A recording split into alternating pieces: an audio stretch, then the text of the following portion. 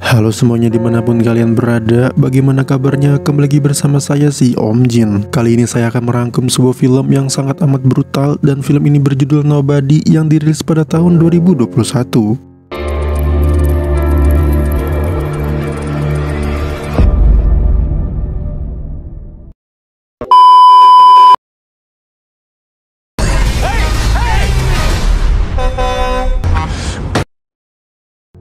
Kisah akan berfokus pada seorang pria bernama Hutch Mansell. Ini orangnya, di mana dia adalah sosok ayah sekaligus kepala keluarga bagi istri dan kedua anaknya. Hutch sendiri bekerja di perusahaan milik sang ayah mertua sebagai bagian administrasi, yang mana hari-harinya diisi dengan rutinitas yang monoton dan begitu-begitu aja, tanpa adanya sesuatu yang menguji adrenalin sedikit pun.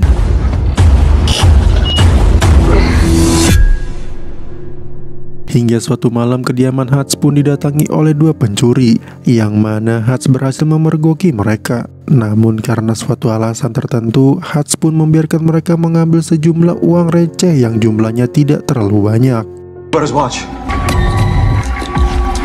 Tak diduga, anak sulung Hutch pun berhasil menyergap salah satu pencuri itu. Dan ketika si pencuri yang lain teralihkan perhatiannya, kita akan melihat Hutch yang memegang sebuah tongkat golf dan berniat untuk memukulnya.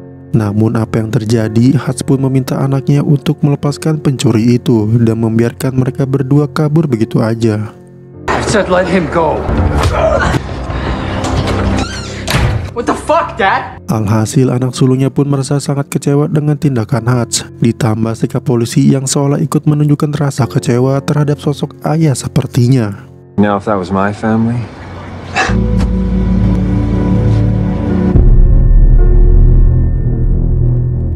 Tak bisa dipungkiri, kejadian tersebut penuh menimbulkan dampak negatif, yang mana hal itu cukup menjadi bukti bahwa sosok Hutch sebagai ayah sekaligus pelindung keluarga mulai mendapatkan keraguan dari istri dan anak sulungnya, kecuali si bontot yang masih kecil.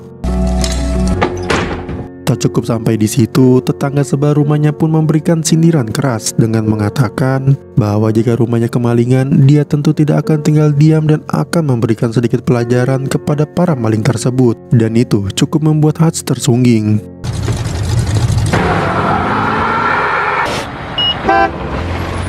Tak hanya di rumah, di tempat kerjanya pun Hutch harus mendapatkan perlakuan yang kurang menyenangkan ketika adik istrinya alias adik iparnya sendiri menyayangkan kejadian semalam dan memberikan sebuah pistol untuk Hutch berjaga-jaga. So, Jesus! Keep my sister safe, bro. Dan ini adalah ayah mertuanya alias pemilik perusahaan tempatnya bekerja, di mana beliau membicarakan tentang rencana Hutch membeli perusahaannya ini. Karena dengan usianya yang sudah tua, sang mertuanya ini berniat untuk pensiun. Namun karena harganya belum sesuai, Hutch pun diminta untuk memikirkannya kembali. Di luar kepenatan dan rutinitasnya tersebut, Hutch ternyata memiliki sebuah radio khusus di kantornya, di mana dia sering berbicara dengan seseorang yang nampaknya adalah teman lama. Di mana hal itu menjadi sebuah pertanyaan misterius tentang siapakah sosok Hutch ini sebenarnya. Dan percakapan Hutch dengan seseorang di radio tersebut akhirnya menguak sebuah fakta menarik tentang alasan kenapa dirinya tidak melakukan perlawanan di malam itu. Karena ternyata ia sudah mengetahui secara detail tentang kedua pencuri itu, yang ternyata mereka berdua adalah sepasang suami istri yang kemungkinan besar sedang mengalami masalah ekonomi. Karena jika mereka adalah maling profesional yang sering melakukan aksi, tidak mungkin mereka melakukan pencurian hanya untuk sejumlah uang receh yang jumlahnya tidak terlalu banyak.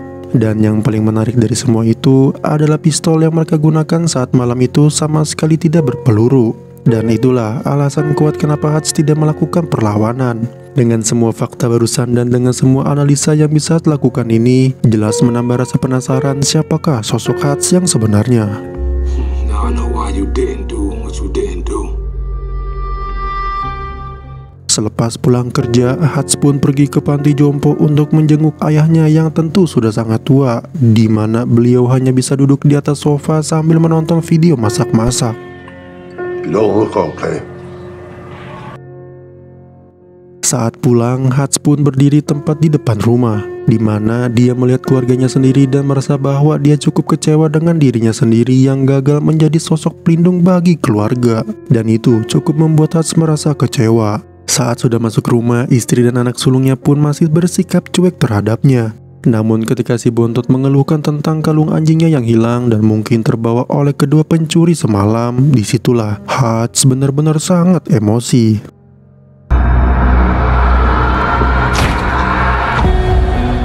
Dengan cepat, Hutch pun kembali ke panti jompo tempat ayahnya tinggal, di mana dia mengambil sebuah pistol yang disimpannya di sana, dan dengan sebuah petunjuk yaitu tato pada lengan si pencuri yang dia lihat pada malam itu. Hutch pun berencana untuk mencari kedua pencuri itu dan mengambil kembali kalung anjing milik anaknya. There's this thing I gotta do.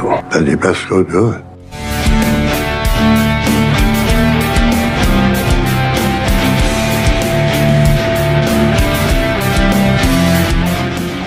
Setelah mendatangi beberapa tempat pembuatan tato, sampailah Hutch di sebuah tempat tato yang sudah berdiri puluhan tahun, di mana tempat itu diisi oleh orang-orang yang bukan sembarangan, dan kedatangan Hutch ke sana cukup menarik perhatian orang-orang tersebut. Namun yang menarik adalah ketika salah satu kakek melihat tato pada lengan Hutch, dia pun seketika terkejut dan mengatakan terima kasih atas jasamu. Thank you for your service. Saat si kakek masuk ke dalam ruangannya dan mengunci pintunya dengan sangat amat rapat, disitulah orang-orang tersebut mulai berubah sikap dan dengan senang hati mau membantunya. How can I help you? This person. Tak mau membuang waktu, Hutch pun terlihat sudah berada di kediaman kedua pencuri itu, di mana Hutch muncul seperti The Boogeyman dan langsung meminta kalung anjing anaknya dikembalikan. Namun saat Hutch akan berbuat hal yang lebih dari itu, tiba-tiba aksinya terhenti ketika melihat bayi kedua pencuri itu menangis. Hingga Hutch pun kesal sendiri dan memukul-mukul tembok hingga kedua tangannya berdarah.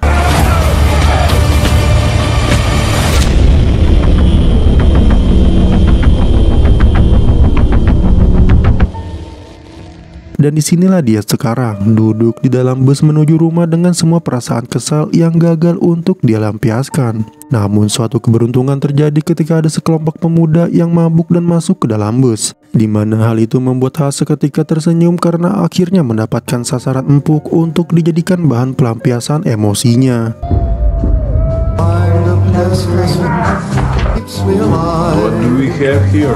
Dan ketika para penumpang ketakutan karena kedatangan sekelompok pemabuk, Hutch pun dengan santai berjalan melewati mereka, kemudian mempersilahkan sang supir untuk keluar, lalu masuk kembali ke dalam bus dan mengunci rapat pintunya. Lantas apa yang akan dilakukan Hutch? Ya, dia akan menghajar mereka semua. I'm gonna fuck you up.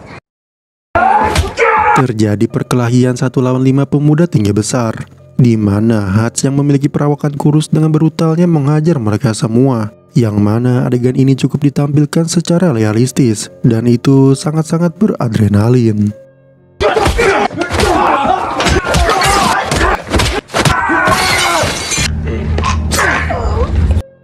Dan sampai sini sudah jelas bahwa Hutch adalah pria yang bukan siapa-siapa, tapi bukan pria sembarangan.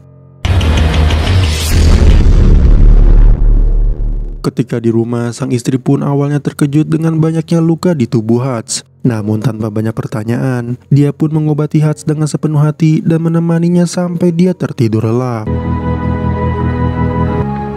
Sementara itu, adegan berpindah ke tempat lain, di mana kita akan melihat seseorang semacam mafia yang bernama Yulian Kuznetsov atau biasa dipanggil Yuli, yang mana Yuli terlihat berjoget dan bernyanyi di sebuah klub malam yang cukup ramai pada malam itu.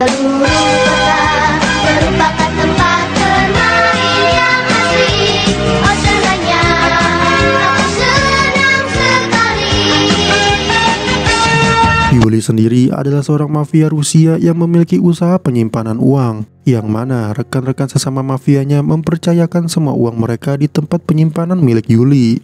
Dan saat mereka bersama, Yuli pun ditegur oleh para rekannya mengenai sikap tidak gagah dirinya saat berjoget dan bernyanyi di depan umum, yang mana sikapnya tersebut dianggap bisa menurunkan kepercayaan sebagian besar dari mereka, karena menunjukkan tidak adanya wibawa dan rasa hormat dalam diri Yuli. Dan apa yang dilakukan? Yuli tiba-tiba memecahkan gelas kemudian menyerang salah satu pengunjung di sana, lalu menggorok tepat di depan para rekannya tersebut. Dan itu cukup membuktikan bahwa Yuli adalah orang yang berbahaya yang bisa membuat kepercayaan mereka meningkat. Tak lama, Yuli pun mendapat telepon bahwa adiknya sedang dirawat di rumah sakit. Yang mana adiknya tersebut ternyata adalah salah satu korban dari Hutch saat peristiwa di dalam bus tadi. Yuli pun marah besar dan mencoba menginterogasi satu persatu teman adiknya mengenai pelaku yang telah membuat adiknya babak belur. Di mana salah satu temannya tersebut berhasil mendapatkan kartu identitas kerja milik Hutch. Can I find this man? Singkat cerita, esok pagi pun tiba. Hutch pun terlihat sudah pulih seperti sedia kala, dan tak lama mendapat panggilan telepon dari teman yang biasa menemaninya di radio. Yang mana temannya tersebut memperingatkan tentang kejadian semalam, bahwa salah satu orang yang dihajar Hutch adalah anggota keluarga dari seorang mafia Rusia berbahaya, yaitu Yuli. Untuk mencari informasi mengenai si Yuli ini, Hutch pun pergi ke tukang cukur, di mana di situ ada seseorang yang cukup penting. Entah siapa itu, tapi sepertinya orang tersebut kemungkinan besar adalah sebuah agen yang pernah mempekerjakan Hutch di masa lalu.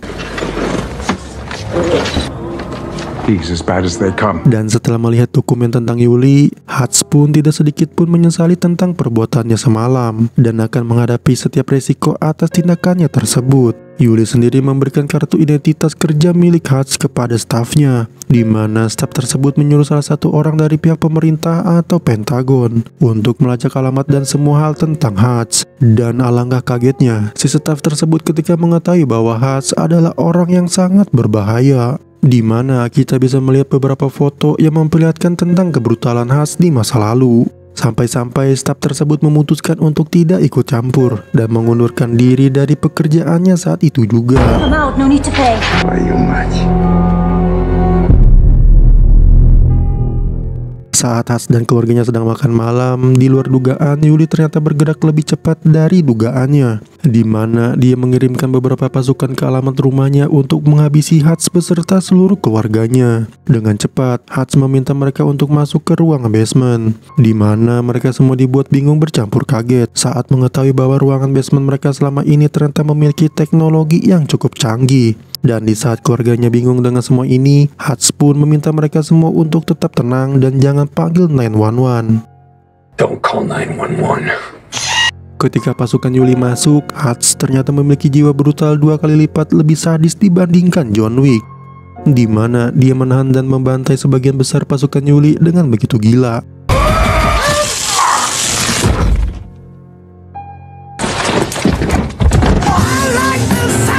Namun bukan khas namanya jika dia bisa tertangkap dengan begitu mudah, karena saat dalam perjalanan, Hutch pun bisa melepaskan borgol dengan cukup mudah dan mampu membuat mobil mereka terguling yang membuat ketiga pasukan itu tewas mengenaskan.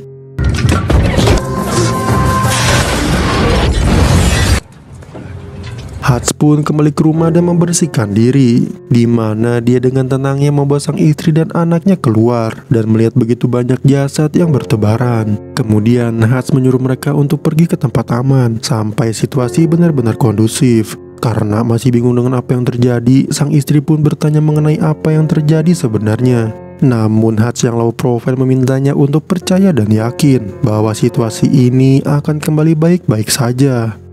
Come back. Setelah istri dan anaknya pergi ke tempat aman, Hutch pun membuka kotak berisi emas batangan miliknya, yang mana itu adalah sisa harta dari pekerjaannya di masa lalu. Sneaky devil. Fucking kitty cat bracelet. Sementara itu, sang ayah yang berada di panti jompo pun didatangi oleh 2 orang suruhan Yuli, yang mana mereka bermaksud untuk membunuhnya sesuai perintah dari Yuli. Dan kita akan benar-benar terkejut ketika melihat kedua orang suruhan tersebut sama sekali tak berkutik, ketika ayah Hutch yang sudah tua renta ternyata lebih berbahaya dari yang dibayangkan.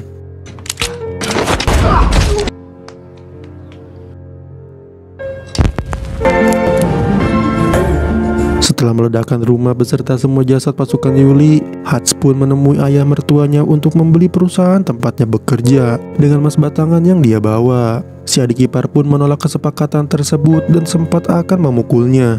Namun Hats yang sudah tidak peduli pun dengan cepat memukul perut si adik ipar, yang mana dia sangat amat terlihat kesakitan. Untuk kemudian Hats pun memintanya untuk tarik nafas pelan-pelan dan duduk dengan manis. Breathe deep, okay? There you go. Di sisi lain, Yuli pun cukup terkejut ketika mengetahui bahwa semua pasukan kirimannya tewas. Ditambah salah satu anggota pasukannya tersebut adalah asisten kesayangannya. Yuli pun mengerahkan semua pasukan miliknya dan semua pasukan yang ada hanya untuk menangkap satu orang, yaitu Hats Mansell. Hats sendiri telah sedang mempersiapkan sebuah rencana untuk ini semua, yang mana Hats sendiri berniat untuk melakukan perang kepada Yuli setelah mengetahui bahwa Yuli telah berani mengirim pasukan untuk membunuh keluarganya.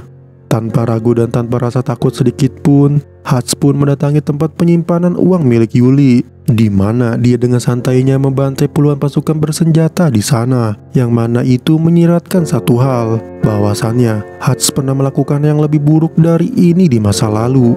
Tak hanya itu, Hats pun membakar semua uang milik rekan-rekannya Yuli, yang mana itu tentu akan membuat Yuli bertanggung jawab atas hilangnya semua uang milik mereka. Dan yang paling gila dari semua itu adalah setelah Hats menghancurkan bisnis Yuli, Hats pun dengan bernyali nekat datang sendirian ke klub milik Yuli, yang mana mereka bisa melihat dia sedang asik makan tanpa ada rasa takut terhadap Yuli dan semua pasukannya. Enjoying your meal? Namun di balik semua tindakan gila dan nekatnya itu, Hats ternyata memiliki ide brilian ketika dia membawa sebuah peledak tepat di atas meja yang membuat Yuli meminta semua orang untuk keluar dari sana. Tanpa banyak basa-basi, Hats pun langsung mengungkapkan tujuannya datang ke sini, di mana dia menawari sebuah kesepakatan damai untuk tidak lagi mengejarnya dan keluarganya. Hingga saat Hats mengatakan bahwa dia sudah membakar semua uang dan usaha milik Yuli, Hats pun menyarankan agar Yuli berhenti dari pekerjaan mafianya dan menjadi orang baru yang lebih baik. Think it over. Saat keluar, Hats pun menunggu apa yang dilakukan Yuli. Hingga saat Yuli keluar dan akan mengejarnya, jangan salahkan Hats jika Yuli lebih memilih mati ketimbang berdamai dengan tawarannya tadi. Jadi kejar-kejaran di mana mobil Hats diberondong ratusan peluru. Dan saat sampai tepat di depan perusahaan yang sudah dibelinya, Hats pun tiba-tiba ditolong oleh orang yang menembak dari atas, yang ternyata adalah orang yang sering berbicara di radio, sekaligus anak angkat ayahnya yang sudah dianggap adik sendiri oleh Hats. Pria ini bernama Harry. Namun bukan itu kejutannya, karena tiba-tiba ayah Hats yang sudah sepuh ini ternyata ikut menolongnya, di mana mereka berdua berencana untuk membantu Hats menghabisi para mafia Rusia jahat ini. I didn't miss this shit. Sementara itu, Harry pun terlihat sedang bertarung jarak dekat setelah para pasukan Yuli berhasil masuk ke dalam, yang mengakhiri melakukan sebuah tembakan luar biasa, ketika 3 orang langsung tewas dengan hanya satu tembakan yang dilayangkan olehnya. Namun, Hats tetaplah orang yang paling brutal saat ini, di mana dia menggunakan jebakan tikus untuk membuat sebuah peledak kecil. Kemudian saat orang-orang itu terkejut, Hats pun dengan cepat menembaki mereka dari jarak dekat untuk kemudian mengambil sebuah pistol dari kulkas, lalu menghabisi yang lain dengan tembakan linggis yang sudah dibuatnya. Ketika mereka bertiga berkumpul, disitulah saat-saat masa lalu seolah terulang kembali, yang mana mereka bertiga adalah sebuah keluarga yang sangat ditakuti karena memiliki sebuah profesi yang cukup mengerikan di masa lalu. Setelah semua pasukannya tewas, tersisa Yuli yang masih hidup, di mana dia berhasil menembak bahu Harry yang membuat mereka bertiga terdesak. Dan jangan kalian anggap ini adalah adegan dramatis yang akan berakhir menyedihkan, karena dengan kegilaan dan kebrutalan Hats, dia pun akan menempelkan ranjau peledak pada pintu anti peluru. Kemudian mendatangi Yuli sedekat mungkin, lalu meledakkan ranjaunya tepat di hadapan si Yuli, hingga membuatnya tewas dengan kondisi yang sangat mengenaskan. Setelah semua ini berakhir, Hats pun ditangkap dan diinterogasi oleh polisi, di mana mereka berdua sangat amat terkejut dengan puluhan jasad manusia di lokasi tersebut, dan seolah tak percaya jika Hats lah yang melakukan ini semua sendirian. Tak lama salah satu polisi pun mendapat panggilan telepon, disusul dengan yang satunya lagi, di mana mereka mendapatkan telepon dari seseorang yang sama yang nampaknya sangat penting. Dan yang mengejutkannya adalah mereka berdua meminta maaf telah menangkap Hutch dan melepaskannya begitu saja tanpa ada sesuatu yang menyulitkannya sedikit pun. Saat polisi itu bertanya, "Siapa kamu sebenarnya?" Hutch pun menjawab, "Aku bukan siapa-siapa." Nobody.